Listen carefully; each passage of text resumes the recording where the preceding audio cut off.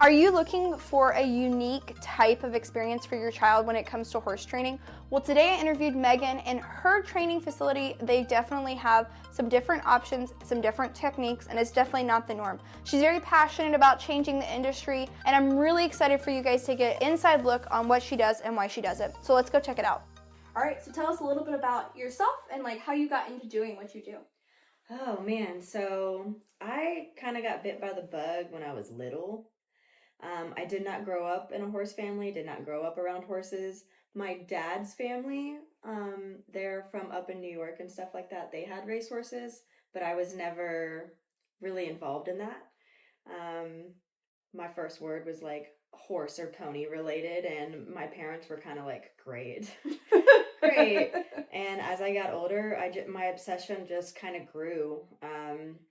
And my parents finally, when I was around the age 6 or 7, was like, you know what? Let's go get her on some lessons. Because now she's driving us crazy. Because it was like every other day, I was like, when are we going to go ride horses? I want to go find a pony. And they finally found a cute little barn in Middleburg, because I'm from Jacksonville. And first lesson, I was already jumping by the end of my lesson, and that was it. It went from one lesson a week to two to three to four to me being there literally every day. My parents dropping me off at 8 a.m. on Saturday, picking me up at 8 p.m. on Sunday, or Saturday, repeating that again on Sunday. Um, and it is an expensive sport. And again, I don't come from money. So I had to kind of work off my lessons, work off show fees, work off all the things. So from literally the age of 8, I've been picking stalls, grooming horses, braiding hair, picking paddocks, doing fences, all of that.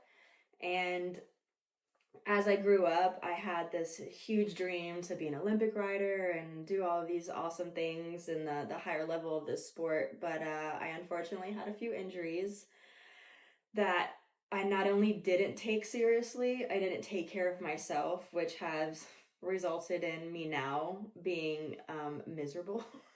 Just to be completely honest, I wake up every day in a lot of pain, but I can't really blame anybody but myself. So that kind of put a lot of damper on some things. And as I moved out of my family's home and I came out here to Ocala, I really started noticing just how what's the word I'm looking for? How harsh this industry really is, and not only to the working students or the youth, but to the horses. And I started realizing that this pressure release, this harsh training method, a lot of people were they were abusing the horses. I'm just going to put it out, you know, bluntly. Um, and I started really kind of researching positive reinforcement, pressure release. Some people don't like pressure release, but I kind of just broadened my horizons as far as the different training methods, and started realizing that this industry is completely overrun by like abusive people, where beating the horse, smacking the horse, manhandling the horse, showing the horse who's boss was kind of the domineering training technique. And then you go to the complete other side where there's the positive reinforcement, where, this side thinks of this side as really dumb, but these people's horses are doing literally anything and everything. They're thriving. They don't have all of these issues. And you go to a big named barn that has these harsher techniques. These horses are on a buttload of ulcer medication because they're so stressed. Their stomachs are eating themselves. Their hooves are falling apart. They're just miserable animals. Then you go to the other side where they do this positive reinforcement training, and these horses are happy. They're like dogs. And that was a huge eye opener for me. And I started questioning a lot of my trainer's techniques, which, of course, when you question a narcissist or somebody who thinks that they can muscle their way over control of a being, they start getting angry with you. And it started creating a lot of problems between me and a lot of these trainers. So I finally took my horse, who I love her so much. I owe her nothing. I did all of those harsh training methods with her. And she, man, she would jump the moon. She would do anything, but she was miserable. She was Mary. You know, you hear a lot of like redheaded mare stuff, and that's kind of her. She's angry. She kicks out randomly. You know, she bites at you, and that was normal because she's a red mare. That's not normal. She was miserable. She had ulcers. She was uncomfortable. She had rib pain. She had hip pain. There was so much that wasn't being taken accounted for. You know, these horses are athletes. It's just like us, you know, football players. They get massage, they get chiropractor, they get ice baths, they get this, they get that. Why don't we do that for our animals, for our horses who are jumping a meter 60, who are doing ranch work, who are working the cows, who are doing all these things? They deserve that, you know? And when you do things like that and you show them respect, that's how they manage out in their herd. You know, you don't see a horse just randomly going and attacking another horse. They communicate in very soft and subtle ways. We don't need to beat a horse in order for them, hey, I just want you to go this way. It's just body language. And I started doing all of that with my horse, and our relationship went from what I thought was like, oh, you know, she'll do anything for me. It made me so humble. Because now this horse, I literally walk her up and down my street without a halter or a lead rope. Before I had to because she did not want to be around me. And now that I'm treating her with respect and love, she would rather be around me than her horse friends. And that any horse person knows that that's a huge accomplishment, that your horse wants to be with you. And that is kind of like that big factor that I do in my program. You will notice a huge difference in your horse. Your horse will go from not wanting to work, not wanting to be around people, to seeking people's touch, to seeking out a relationship with another person. And that's what started this whole thing with me. Is I was like, you know what? I don't know everything, but one thing I do know is this is how you need to train these animals. And I'd be a liar if I sat here today and said that I don't ever act out of emotion. I do. I call myself a passionate person. I feel very deeply. So there are days where I go to work a horse, or I go to work one of my horses, and they don't want to come near me. And it's because I might be externally like, I'm fine. But inside, I'm like a tornado, and they feel that. And it's not fair for me to put that on them. And it's just like, you know, being in a relationship with like a super anxious person, like you're super chill, and then you're just constantly rattling this other person. At some point, they're going to be like, I need space. And it's a very humbling, therapeutic thing because it makes you go, you're right. I'm not really in tune. I'm not really chill. Take another 30 minutes, go meditate, come back, and you can work with them.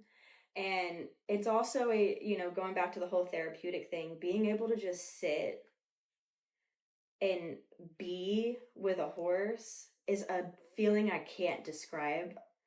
It's so therapeutic, and it really makes you just forget about everything, focus on you. It's almost like you can feel, I'm going to get like real hippie here real quick. Everybody's going to laugh at me about this, but whatever. It is so calming and so balancing to be able to just go out. You don't even need to touch them. Just go out, and they'll come over to you. And if they feel, they're like dogs. If they feel that you're stressed, they'll come over, they'll stand over you, they'll kind of help regulate your system. And it's so nice. But you don't get that when they're constantly in flight mode, constantly in fight mode from getting beat, abused, neglect in whatever way.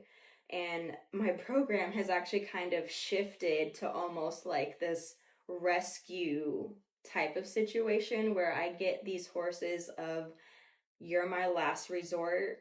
I've sent my horse, my pony, to 7 different people, and my horse is, still bucking, still doing this. My horse is petrified of people, or, the list goes on. And within a couple months, I can completely flip that horse around. And I have one right now who, Grand Prix horse, meter 60 horse, can jump the moon and then some. But when he came to me, you couldn't touch him, you couldn't blanket him, you couldn't put a fly mask on him. But once you got on him, he was great because it was kind of like a submissive thing. Okay, like you're kind of on me. Now it just kind of, it is what it is. Now he comes to the mounting block. He literally will park himself in front of the mounting block and like ask you to get on him. And it just is like, if we just take our time, and that's the biggest problem with this industry is it's very fast paced. It's go, go, go, go, go, flip, flip, flip, so I can get money, money, money. I'm not like that. And I think that's the biggest downfall in this industry is it's an expensive sport. So yes, we need to make money, but we're making money in all the wrong ways. We're doing it in all the wrong ways. We're doing it to benefit us and not these animals. And that's a huge reason why I believe we are under a microscope right now. Like PETA's trying to get us out of the Olympics. Like we're we're getting pretty bad, and I can't necessarily blame them though, because if you look up at these higher levels, they're using abusive tools and neglectful tools that are nowhere near beneficial to the horse. So why are we allowing that in these higher level sports? Why are we allowing that? We don't allow, bodybuilders and other athletes to take steroids, to do other enhancements. And here we are kind of doing the same thing, but it's neglectful in their mouth, it's neglectful in their back. These horses get riddled with arthritis by the time they're 6 because we're jumping them and they're not even fully developed yet. And it's like asking a toddler to go throw on a 100-pound book bag and go just run around. The kid might be able to do it at some point, but the long-term effects are going to be pretty detrimental to that kid. It's kind of the same thing with a horse. I feel like conditioning gets left behind a lot. Everybody's like, oh, nope, the horse is 3 or the horse is 2. Let's throw a bunch of people on it and get it sold. And it just kind of gets into this snowball effect. And I kind of can ramble on about this forever and ever and ever. But essentially, I noticed we were not doing a good service to our horses. And I noticed on the other end of the spectrum, our horses were much happier, healthier. And when I started implementing those training techniques into my program and how I did it with my horse, it was a night and day difference. And that's kind of what's pushed me into doing my own thing. I could talk about this for hours. I can never shut up about it. Well, no, I think it's okay. You gave me a lot to unfold there, but that's okay. Like, I don't mind that. So I'm gonna back it way up. Yeah. So you said something that really stuck out to me, and you were talking about how harsh it is on the animals, and you really focused on that. But I'd like to take a step back and look at the trainers too, because I know horses. I think sometimes maybe the harshness is a little bit more evident in the horses than maybe necessarily the trainers per se, because it's a little bit easier to hide maybe emotional issues or even physical issues like yourself.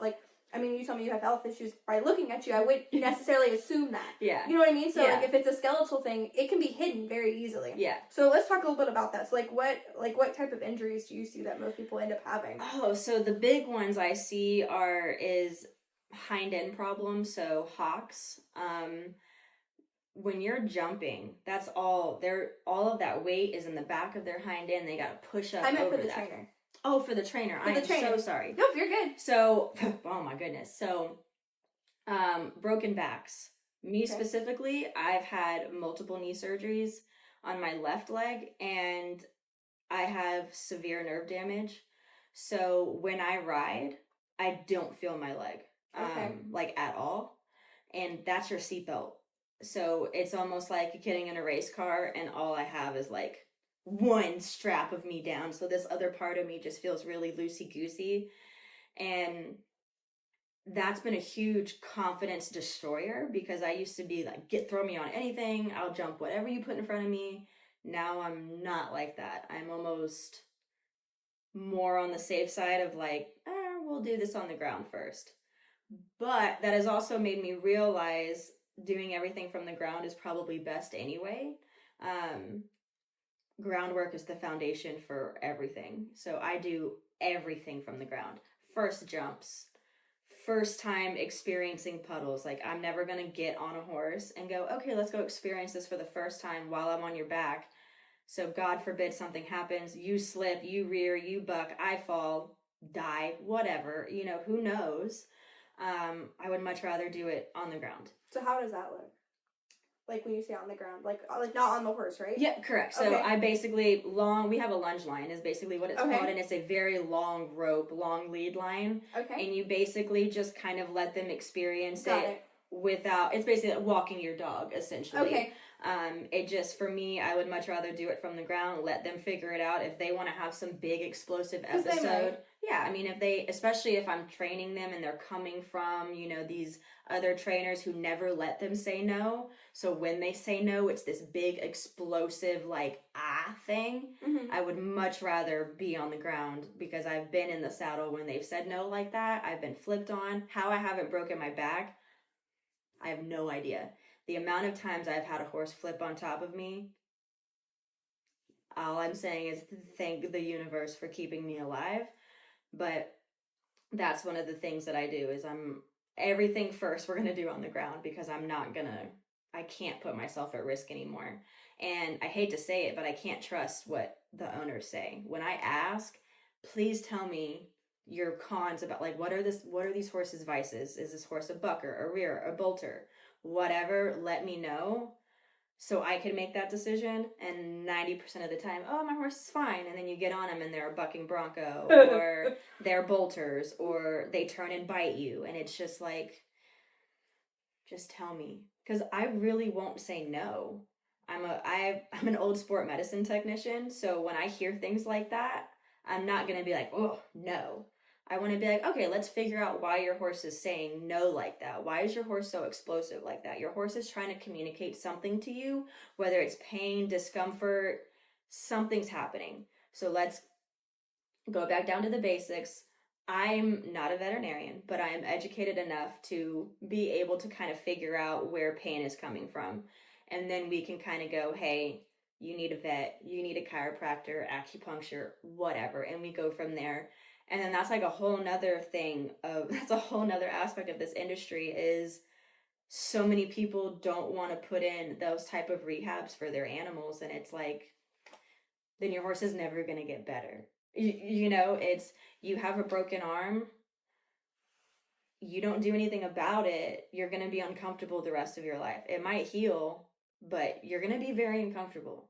Yeah, no, I think that's super true. I think for a lot of working animals, regardless of what it is, they kind of just get put into this weird working thing. But I also feel like with horses it's even worse, because you're actually like putting weight on a horse's back, and not that it's honestly meant to do that, which maybe it's not. We could have, I'm sure there's tons of arguments on that. Yep. But I would say these days they have been bred to be able to handle that. I know that there's like, they talk about like the sloping, and there's like, it's no different than like dogs that are bred to look a certain way. It's kind of the same thing. Now, but you're like, I mean, it's pretty intense. Like, you have like a person who weighs at minimum 100 pounds, maybe 120. Yeah. Would you say that's like the average rider's weight? Maybe more? Honestly, probably at this point, you think not more? Trying to say anything to anybody. Well, no. But everybody's a good 150. I was going to almost say 150. Some of them are probably that. And honestly, there's been a few that I've seen that I'm like, you're pushing 250. And that's just too much. I mean, but going back, that puts a lot of stress on the horse, especially if you're doing like jumping, like what you do. You know, like some other things, maybe it doesn't matter so much, but when you're doing that constant jumping motion, even on a person, if you weigh a lot doing the jumping motion, it wears on the body. So I don't care what it is, if you're going to have repercussions of that. Absolutely. And that's a big thing, you know, we have, especially in the hunter jumper world, we have these 4, 5, and 6-year-old classes, and I'm like, why are we jumping 4-year-olds? Why are we jumping 5-year-olds? Like, I understand popping them over some jumps every now and then just to kind of condition their bodies, because you need to. That's that's a round motion, that's repercussion that their body needs to get used to. And more natural too, because they at some point would be jumping. Yeah, absolutely. But their spine is the last thing to solidify. So we're sitting on cartilage. So even if it's me, the racing industry likes to say, you know, the jockeys weigh 120 pounds with the tack, you know, so they don't really weigh that much. Okay, yeah, you're right, but they're 2 years old. So we can just take the back out of that and just, you're running on cartilage legs, essentially. That's why the racing industry has so many injuries. I was an equine surgery tech. I'm so sad to say that there were thousands of yearlings we were doing arthroscopies on. What? Why? Yearling? What? That's crazy to me. We're already has arthritis on both front fetlocks, and it's just like, why do we keep breeding this? Why do we keep that? We are educated enough in this industry, and we have the resources in this industry to know how to condition them properly and get them ready. They don't need to be 2 years old and running. They can be 3. You know? So what would be like your recommended age then? For me, I don't like to ride 3-year-olds. I've turned a lot of people away. I will get on them, do some, if you want me to ride your 3-year-old, I have no problem popping on a couple times a month, but everything else is going to be on the ground. They need to build their top line. They need to build their muscle to prepare them for a person. And it doesn't matter who you are. You can be Aaron Vale, Kent Farrington, or somebody down the street. You're not going to have a perfect position every single time. Everybody kind of missteps. Everybody, especially during training, you're going to have times where you're going to hit that saddle really hard. Mm-hmm. You're going to have times where, you know, you do things that aren't going to be ideal for the horse at that time. And I just feel like if we would just wait just one more year to start doing all of that, let them be a horse. So let them, that would be what, 7? I remember what you said. Yeah, so 7? I think starting them at 3 is like the perfect age. Okay. And I mean starting from the ground, getting them to learn how to lunge, you know, even at 2, you can do that at 2. Getting them to learn how to lunge, getting them to respect your space, getting their ground manners 100%. Then move on to, okay, let's start throwing on these little rigs. We have singles, which kind of act as saddles. So they're like, sometimes you'll see them on Facebook, and it's basically just like I call it a belt for like non-horse people. It basically goes around where the saddle would go. Yes. And some people have a bunch of different things that they can add to it. I'm not a big fan of, I've come a long way in the last year, because this time last year I was actually using a lot of these tools. I've stepped away from them, so I'm still growing, I'm still learning. And you'll see a lot of people, they'll have a contraption that'll be like attached to the bit, that'll be attached to the surcingle, and then it's attached to the butt. Yeah, I've seen so that. It kind of forces the horse to have their head down, which, yes, you want to show the horse that, yes, you can definitely bring your head down, you can carry yourself properly, but when you force their head down, they're not engaging the proper muscles.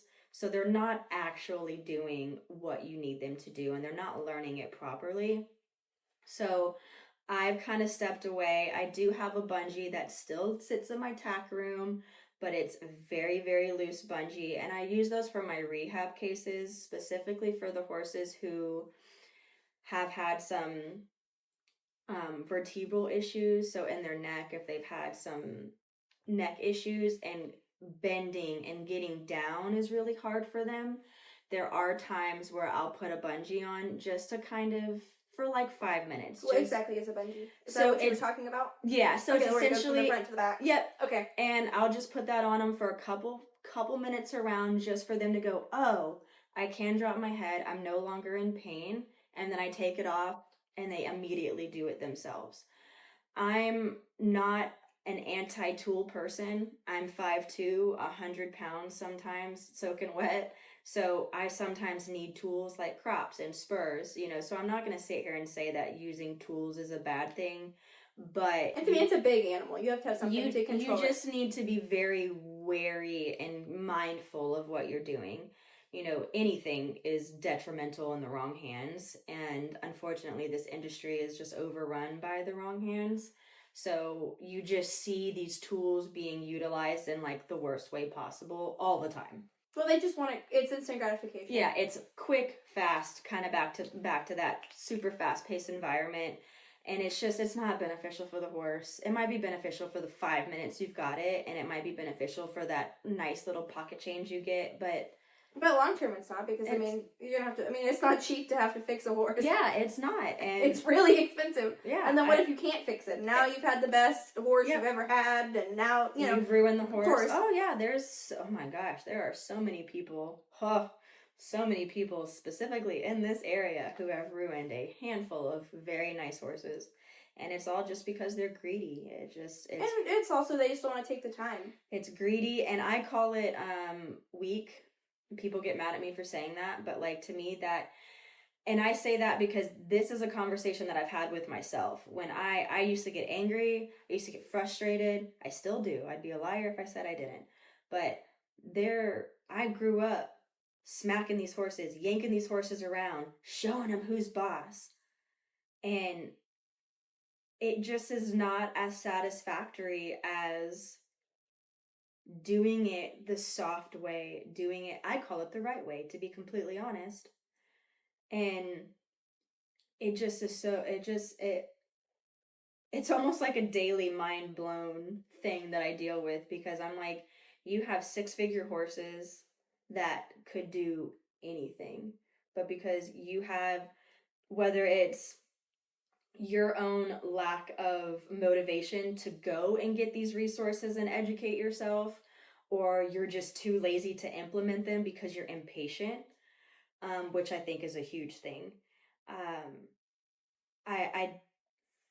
Your reputation is going to precede itself at some point, and that is one good thing I'm glad about. This industry is kind of taking a little bit of a shift. It's kind of a scary shift because, yeah, the Olympic sports are kind of at a weird teeter-totter right now, but we are surrounded by people who are starting to advocate for our horses more, and the yanking them, beating them is getting less and less tolerated.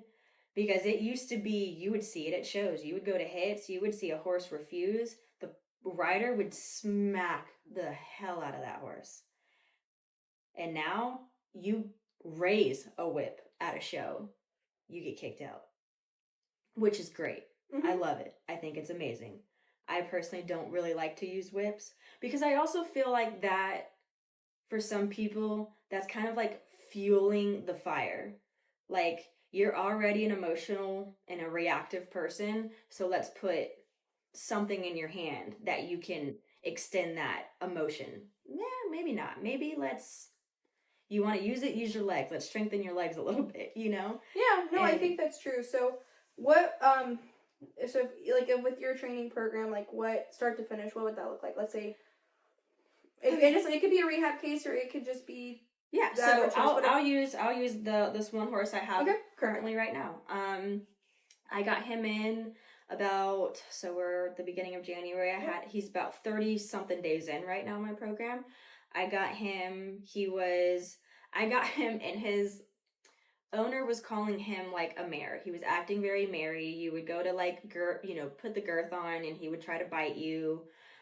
He would kick out at you, and you would go to get on him, and a whole bunch of other stuff. So first things first, when I hear girth problems and they go to like bite you when you get around their stomach, first thing I think of is ulcers. So when I start hearing that, I kind of start asking the owners like, hey, what are you going to do? Because I'm going to tell you that your animal needs to be seen by a vet. Are you going to actually take my advice? Because if you're not going to, then do not waste my time. I don't want your money. Go find somebody else who will just ride through that and ruin your horse more. So I make sure that we have a really good understanding that you are going to have to fork out some more money to me and to an outside source, whether it's vet, acupuncture, chiro, whatever. So she was more than willing to do that. He was riddled with ulcers. So we did a 3-week treatment of his ulcer meds, re-scoped him, completely clean. But now we have to deal with that trauma and that kind of like PTSD. People think, oh, the horse is fine, so now he feels better, and now we can do it. Nope, he's been like this for years. So now we have to train that he needs to understand that he's actually not in pain. So we have to take our time, and my friend Ellie was really good at saying this. She's the one that kind of helped me with this. will take some bites. He doesn't need to get smacked. It's not his fault. And that's where I think a lot of us kind of disconnect. You need to be okay with getting bit in a situation like this, because that's just a trauma response. If you walk over to him and you go to his side, he pins his ears. So it just was a very slow progress of, let me walk up to him and wait for him to take a deep breath, wait for him to perk his ears up, and then we reward that. And then we kind of shape that behavior with some more food, because positive reinforcement is scientifically proven to work. And then it's little asks with a lot of reward. And it just takes time. You don't need to do that for 6 hours a day. You could do that for 10 minutes a day. And within a week, he was letting me lay on his back without kicking, without pinning his ears. And now I'm at the point where I can get on him and ride him. And he's great. He's an amazing horse. But it's just, we had to take a month and we had to sit down. We had to completely reset. And it's a month and a half later, and look at him. He's ready to get back into full work. And then he needs conditioning now. Now it's not, okay, he's better, he's great, now let's go jump him a meter plus. It's no. Now we're going to start doing pole work. Now we're going to do cavaletti work. And the cavaletti works are the little tiny jumps that little ones. So it just kind of makes them... They look like the dog jumps. Yeah, basically. Okay. It just kind of makes them pick up their feet a little bit more. It engages their core and their hind end a little bit more. And that helps build the top line all the way down to the rear, their hind end, down to their hock. So it makes everything so much easier for them. And they're ready to start taking on more load. We can start jumping single fences. Now we can do lines. Now we can do a course. Now we can do gymnastics, which is like a series of jumps, very compressed. Okay. Like almost like a track, like a kind of like they go over hurdles. Yeah, but it's like, so how can I explain this? So it'll be like along one side of the ring. Okay. And you'll have like a pole, a cavaletti, 2 jumps, a stride, and then an oxer. And okay, so it's a lot at once. Yeah, so it's basically a lot of what you've been working on all at once to kind of see how they hold themselves together, if they rush through it, if they actually carry themselves. And I love using that as an exercise because I get to see what they are doing. If they're rushing through it, I can see their weaknesses. Like, oh, they came in really strong, and then you could tell they got really tired at that one stride to get over that oxer. So then I use that as okay, so now we need to come back. I'll do a smaller gymnastic with pole and cavalettis for the next week. Same thing, but now I've dropped it way down low to a very small size. So now we just kind of repeat it till they do that perfectly. Then we jump it up a little bit. Perfect. Bump it up a little bit. So then when I come back to that big exercise and the bigger jumps, he's like, oh, now I have the tools needed. Now I can push myself a little bit. And he rocked himself right back and jumps perfectly now. So, and again, I do that from the ground. You don't need to ride a horse every day for hours on end to get your results. And I don't care who tells you otherwise. My program shows otherwise. So... No, I think it goes back to fundamentals. Yeah. It's even I was interviewing Tim, and Tim owns a basketball coaching program, and he really focuses on the fundamentals, and he was talking about how non-US basketball teams, because that's becoming a trend now. Yeah. Non-US teams are becoming more of a thing, competing, whatever. So it's becoming more of a global sport instead of just so US focused. Yeah, so it's pretty awesome. It's pretty awesome. So actually at the Olympics we barely won, which is unheard of. That never happened before. Yeah. And so, but he said it's because they really are focusing on the fundamentals and going down at the small nitpicky stuff. Yep. And then, once you've kind of gotten better at that, then you can move on to actually playing and doing those. So it kind of goes back to that. Yeah, absolutely. And I do that with my humans as well, because I teach kids, I teach adults, and anybody who comes in my program as a beginner, it is not, hey, your lesson starts at 5, you're going to show up at 5, your horse is going to be ready. Absolutely not. You show up at 5, you're going to go get your horse, you're going to groom your horse, you're going to tack your horse up. Then we get a little bit of ride time. You're also a beginner. You don't need an hour in the saddle. 1, you're going to be extremely sore. Yeah. 2, I'm not going to do that to my poor horse. I'm not going to have you on my horse's back, just a little wet noodle up there. Doesn't matter how great of a horse I have. Just not fair to be flopping around up there all the time. You know, just get little 30 minutes of nice little workout, get your muscles memory starting and all of that, and then you get off, you untack, you do all the post ride care, because I'm not going to do the here's your horse, go, I'll take your horse and do everything for you. My slogan is we make equestrians. You're going to be an equestrian. You're not going to be someone who just shows up and gets on a horse. You're not going to be a rider. You're going to know how to pick stalls. I teach my kids how to wrap feet, wrap abscesses. I teach some of my adults in emergencies how to do, emergency medications and stuff like that. So I try to make equestrians. I'm not going to put out into this industry more riders and like crappy people. When you come into my program, your sportsmanship and horsemanship is like the number one thing. When we go to shows, if I hear anybody, oh man, if I hear anybody say anything negative, bad, derogatory about anybody else, they get pulled off that horse so fast. So fast. I do not do that. And it works great. I love it. I tell my kids' parents, listen, you parent how you want to parent. My time is my time. I don't tolerate disrespect. I don't tolerate back talk, and I don't tolerate negative talk. So, kind of going back to my upbringing, being a working student, I got taken advantage of a lot. A lot. And being a working student, a lot of the times you don't get paid, especially back in the day when I was doing it. I was quite literally working 80 hours a week. That still wasn't enough. I was also trying to, make money on the side. And, it just was a whole thing. And I really started self-doubting myself because this industry is, again, full of just really horrible people. And people think it's okay to talk to kids and young people however they want, because they've been in the industry for 40 years. They've been in the industry for blah, blah, blah, which I don't care. No, we all deserve respect. 4-year-olds deserve respect. 80-year-olds deserve respect. Everybody's going to get respect from me.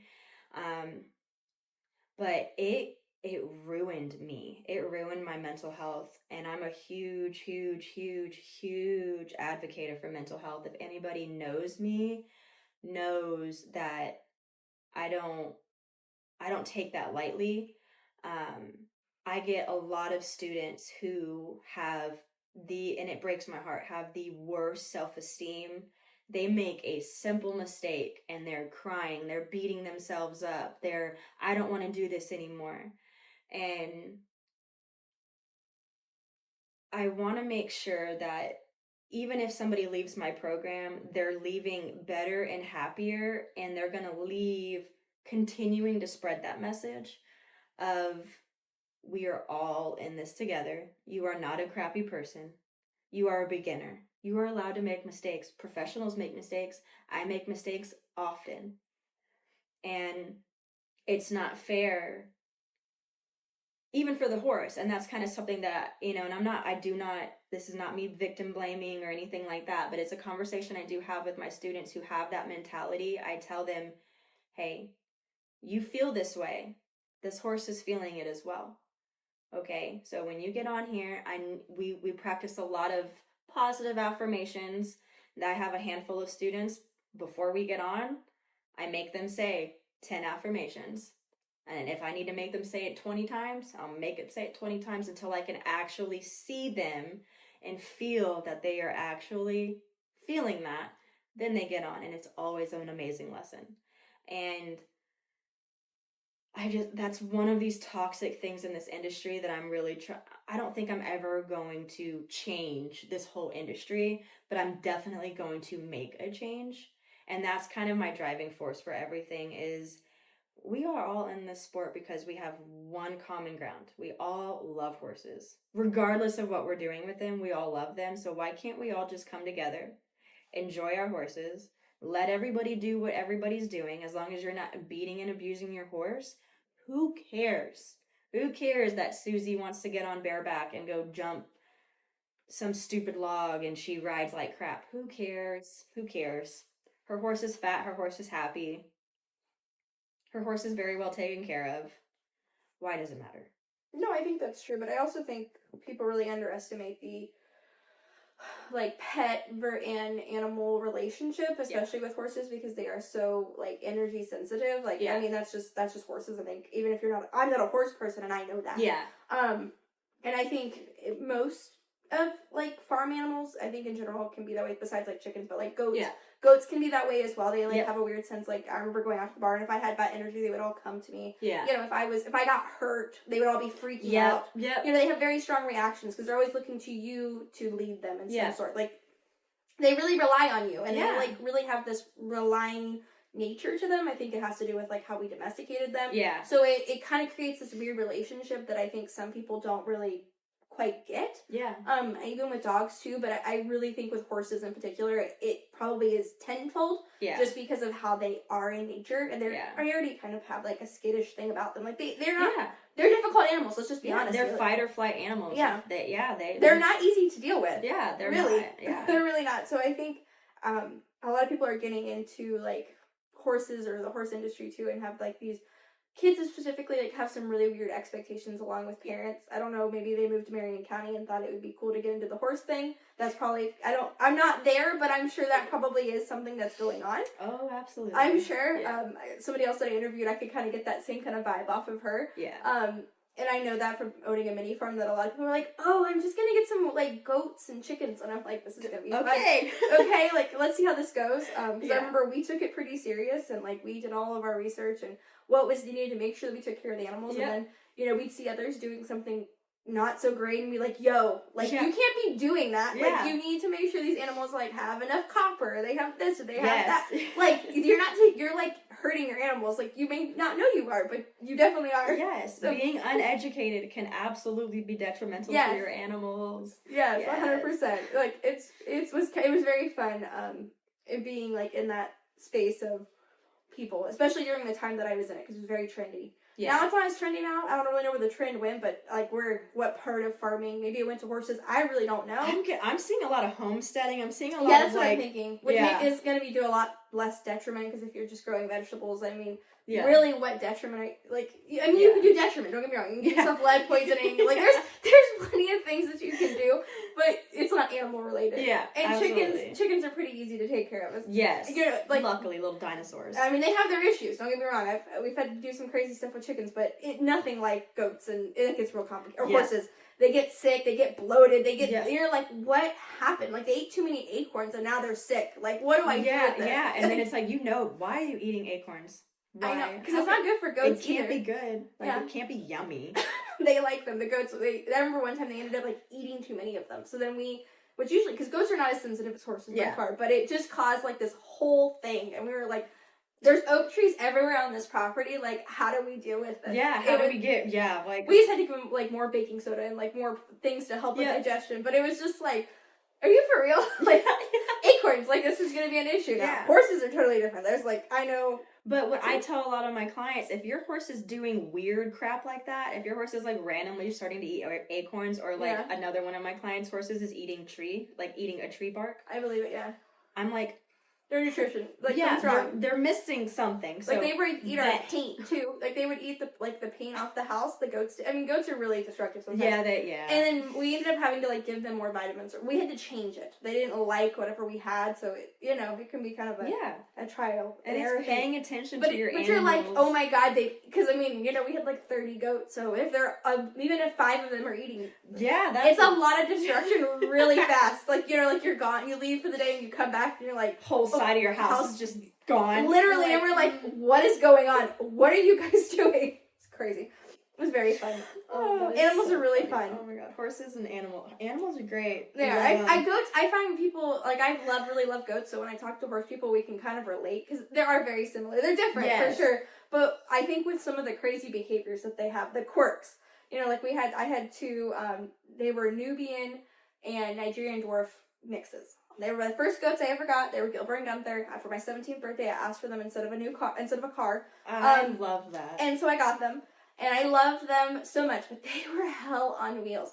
None of the other goats were too bad, but they knew Especially the boys. They knew how to unlock every lock that we had. So we had to come up with all these creative things to keep them in their cage. And I mean, they were castrated, so it really didn't matter. Oh, that's good. Yeah, so it didn't matter very much if they got out, but they were in the bucks in the buck pen. So it did matter because those bucks were not castrated, so that was not gonna work. Yeah, you cannot let everybody out, okay? No, yeah, that would be the problem. And we were all of them were freaking out, trying to wrangle. It's just a disaster. Yes. It was a mess. So it was very, very fun. So I find that people have that similarity. Yep. So I did want to talk a little bit about Marion County and what you do with the schools, and also I'd love to hear your thoughts on CF because I know you went there. Yes, so absolutely. So the schools, I go to a lot of the local high schools and junior highs, and I just kind of talk to them.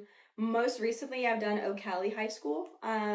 And talked to their entrepreneurial class that they've had. Okay.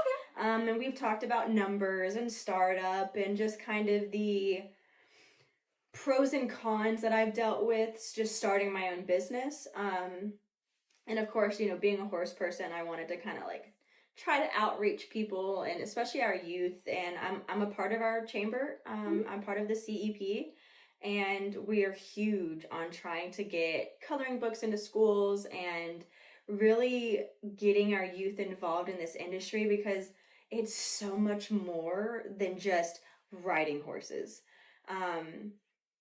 I recently went to CF. It was for the high school students. I think it was a lot of junior students that were in high school that came out to us, and we were able to talk to them and just hearing their interest in kind of what they wanted to do. There was a young man, it gave me so much hope for our youth. I was like, yay! He wanted to work with cattle, but he wanted to help solidify and create more efficient stocks and gates and welding techniques. And that was that was something I'd never thought about. I'm like, yo, that's awesome. That's incredible. And him talking like that, he was able to get into connection with some of these sponsors that came out to this event that are now talking about having this kid work for them as to work up through high school. As he graduates, he can start working for them and actually making money and a whole bunch of stuff. That's so cool. I thought that was really cool. And it's, there's massage, there's chiropractor, there's energy work. So Reiki and all of that. There's that whole thing that's a part of this industry that I never really thought about. Yeah, and there's just so much that's in this industry, and it's not just riding horses or barrel racing or, vet work or farrier work. There's so much more that goes into it.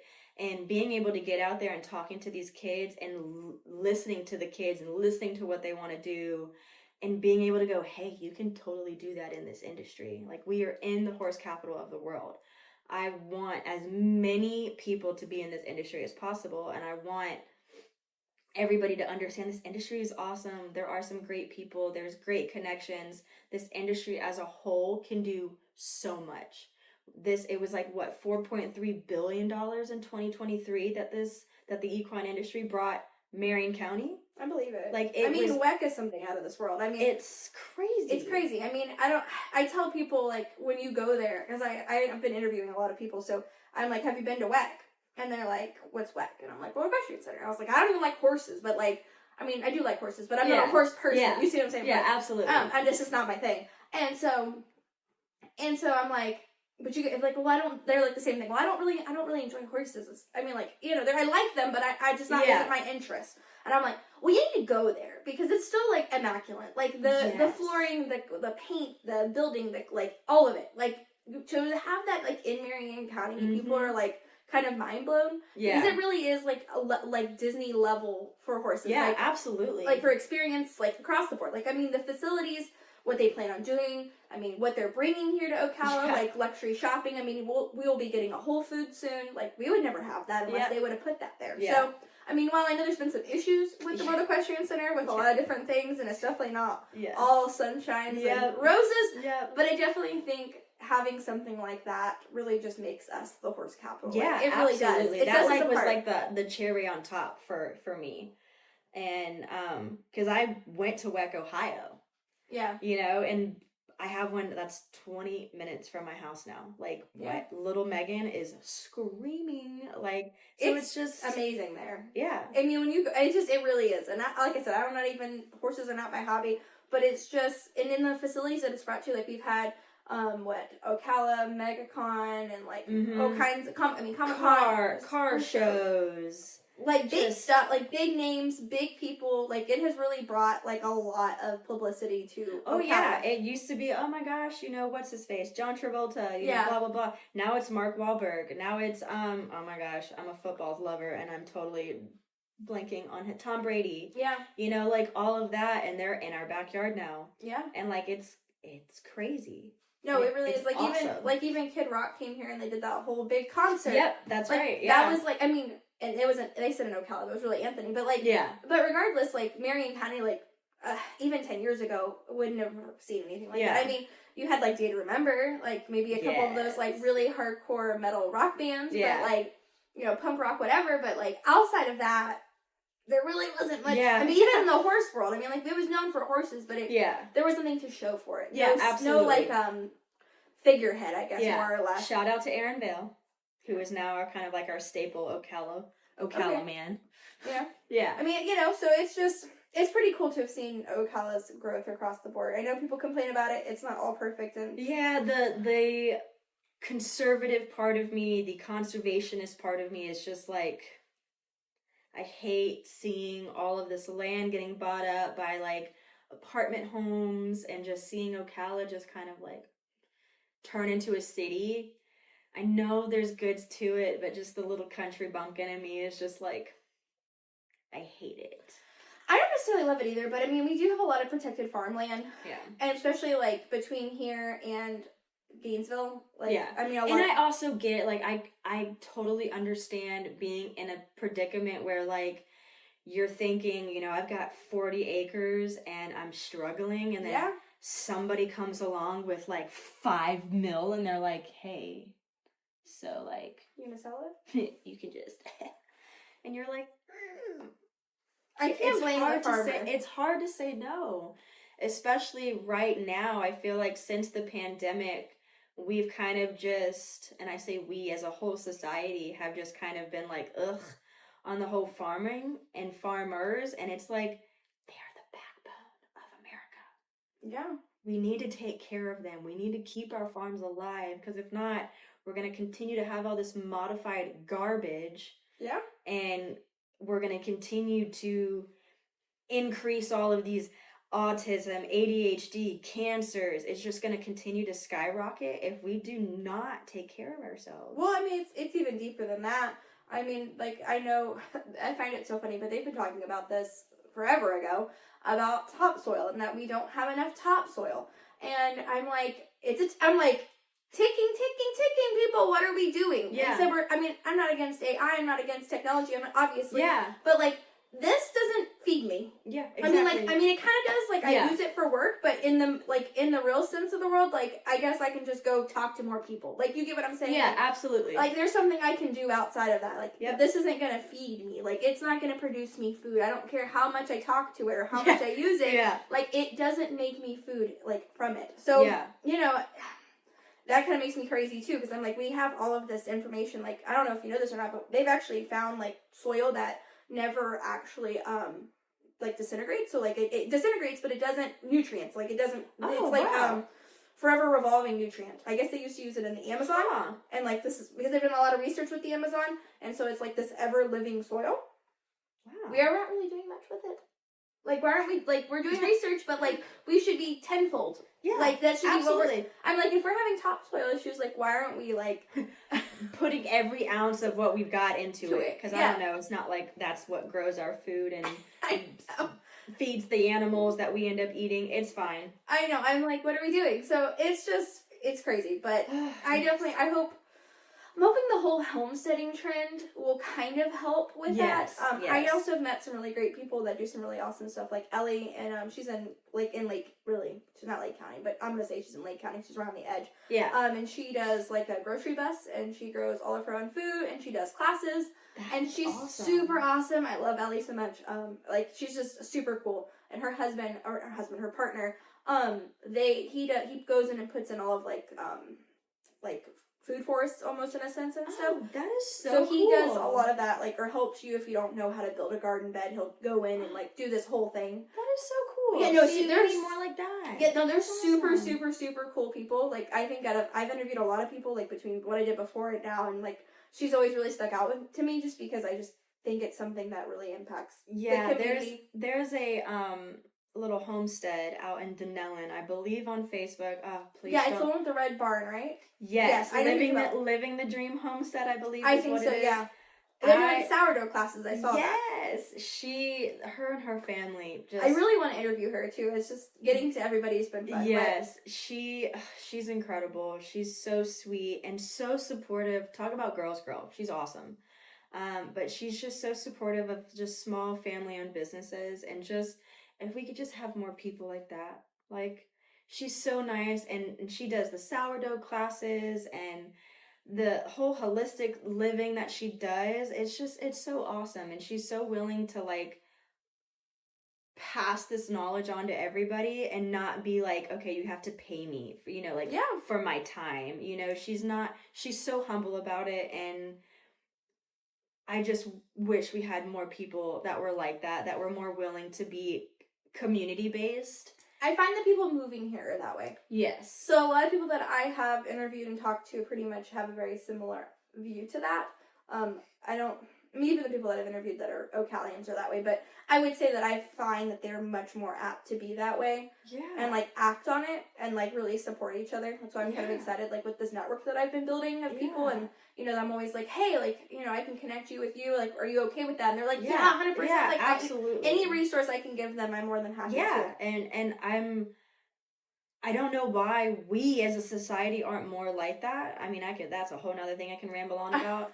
But since COVID, for me personally, I've just noticed this like sense of like entitlement and not wanting, no sense of community. And I'm not sure if that's because we were stuck in our homes for a whole year and we kind of just became so I think actually I was listening to a podcast from Diary of a CEO, and it was about dopamine, and she was talking about like dopamine, how we basically like ruin ourselves with the way, and it's our world. She's like, it's really not necessarily anything that we did wrong, it's just the way the world is and the way that the things have been designed and so forth and so on. But I think with COVID, because we were on our phones so much and we were so tech focused, I think it created some like real distorted dopamine sensors and like reward pathways and things like that, which like affect you like maybe on your day to day, but it'll affect you like long term. Yeah, absolutely. Too. So it might be micro in the beginning and then it becomes bigger than that. Yeah, absolutely. And it's like was super interesting and very eye-opening to listen to her and what she had to say, and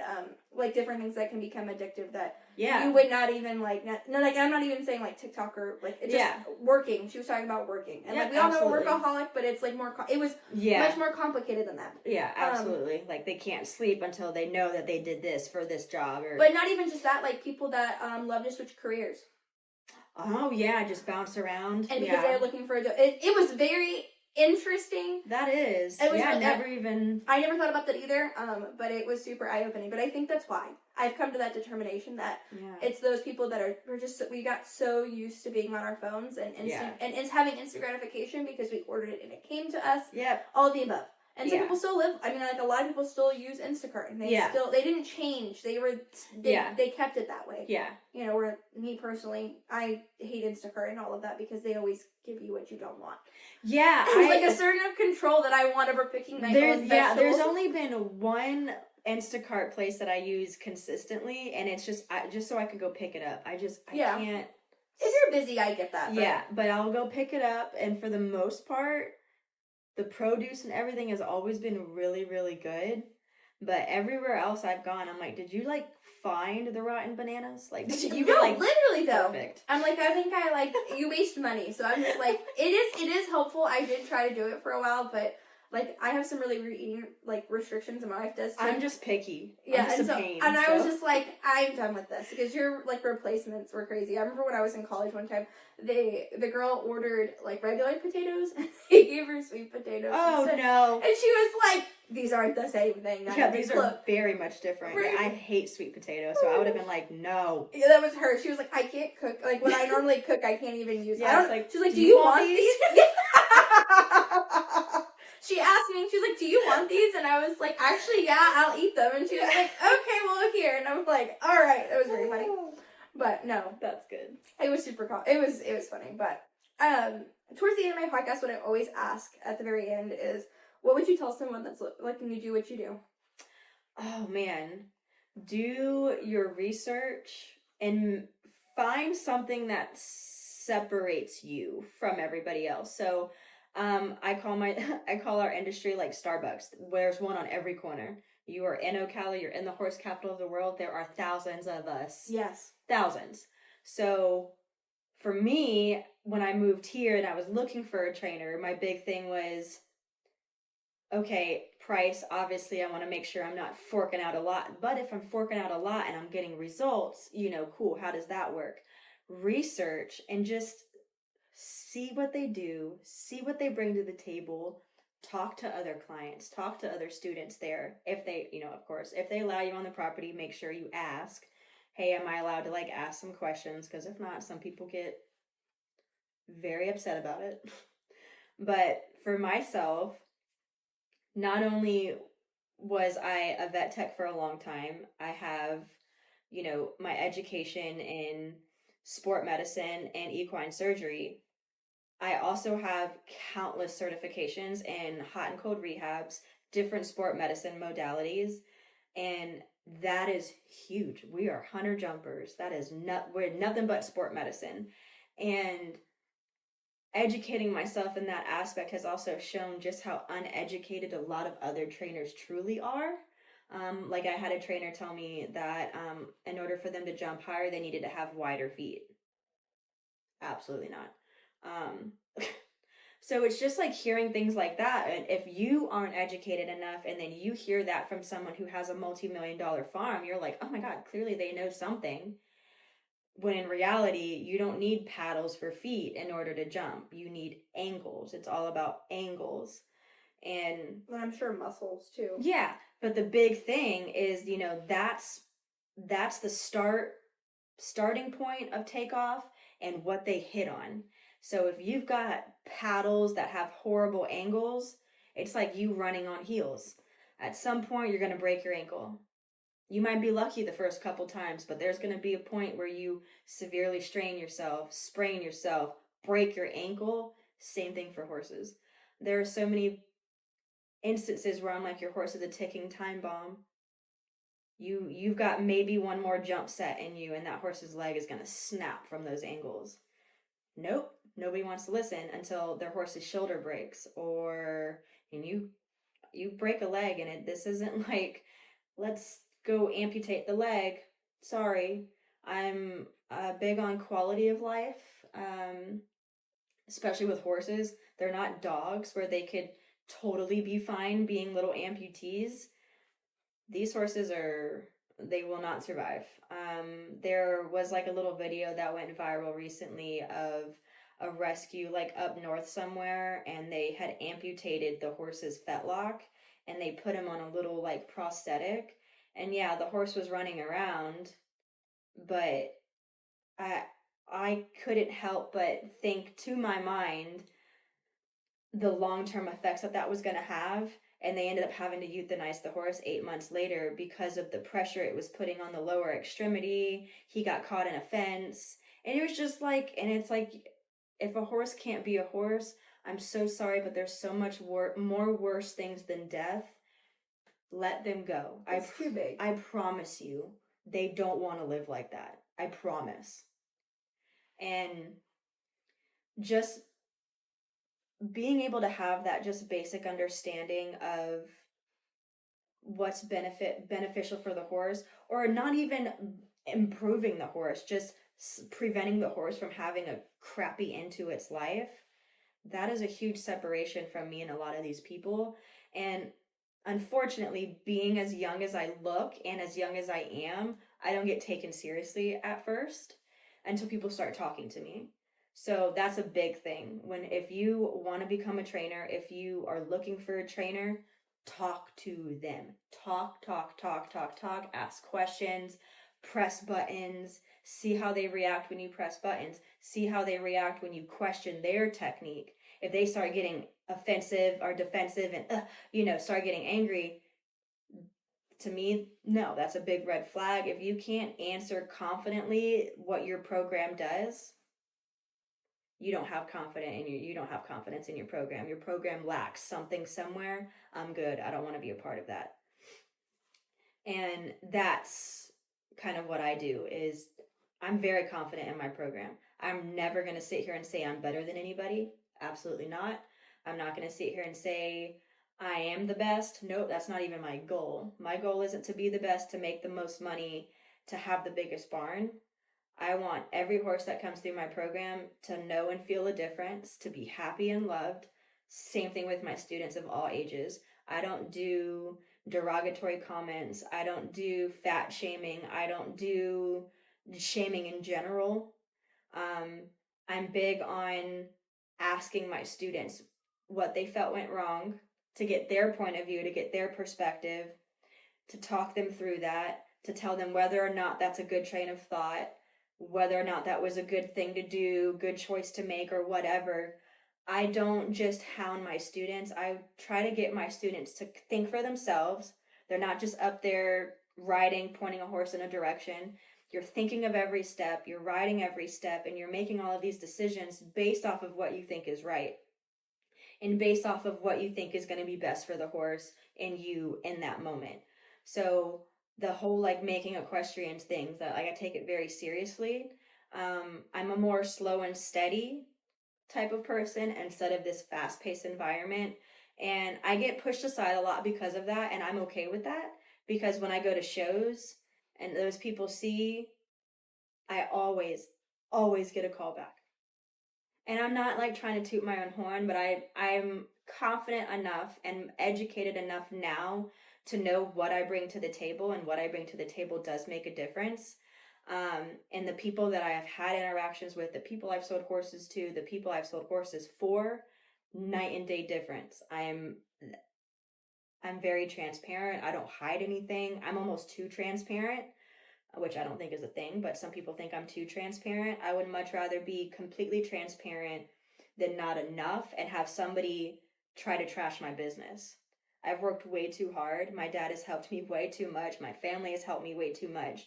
And I've put way too much into this to have anybody say anything that's, one, not true, or not be educated enough to actually make a difference, and then just take somebody's money and not make a difference in their horse. That's my biggest fear, and my biggest thing is, I don't want to take your money. I don't want to make a bajillion dollars. I mean, yeah, that would be really nice, of course, but I just want to make enough so I can show my horses and do what I want to do and just be happy over here in my little horse world, and make a difference for everybody that comes through my program. And that is one thing I can confidently say, for humans that come through my program, is I'm very different than every other trainer they've come through. They've been yelled at. They've had things thrown at them while they were riding their horse because they did something wrong. They've been cussed at. They've been demeaned. There was one student who said that their trainer would literally send them diet pills, told them they needed to get on Ozempic. Absolutely not. Absolutely not. I think that's completely unbecoming and totally uncalled for. So my program heavily focuses on just not only horsemanship, but good sportsmanship for people as well. This world's dark in general. This industry is dark in general. I just want to have fun. I want everybody in my program to have fun, So that's just in a little nutshell. Yeah. Do you have anything exciting coming in 2025 that you want to share before we wrap it up? Yes, I'm showing a lot. So Okay. that was kind of my big thing is, in order to be a successful trainer and a successful equestrian that produces these horses to upper levels, you need to kind of have some sort of show record. And last year, I put all of my goals aside to help build my business, to help get some of my students a little bit more forward, and kind of bit me in the rear end. So I'm putting my foot down. I'm doing a little bit more for me this year, but hopefully some clinics. We're going to be hosting some clinics at the end of this year, and it's going to be open to the public for speculation as well. So spectators and people who will be involved, and we're just trying to figure out how we can make this really affordable, because we don't want $200 a person. We want like $75 a person, to cover for food. So stay tuned. We will have that posted hopefully in the next couple months. So. Okay, that's exciting. Yeah. Yeah, well, I appreciate your time, Megan. I think this went really well. Absolutely. Thank you so much. I know I can just ramble and ramble and ramble. Oh, it's okay. It's all good. It creates good content. I don't mind it, especially if somebody's passionate about what they do. Yes, very much so. It's what's important to me. All right, guys. Well, I hope you enjoyed this episode and look forward to next week for another great one. Thanks. Bye-bye.